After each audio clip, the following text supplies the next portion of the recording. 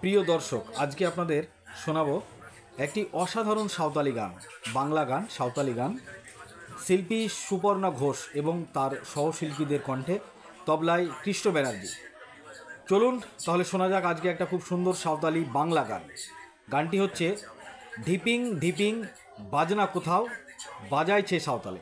তাহলে চলুন শুনে নেওয়া যাক শিল্পী সুপর্ণা ঘোষের কণ্ঠে একটি অসাধারণ গান।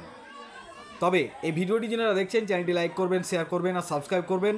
আই লাভ মাই ইন্ডিয়া, মেরা ভারত মহান। থ্যাংক ইউ দোস্ত।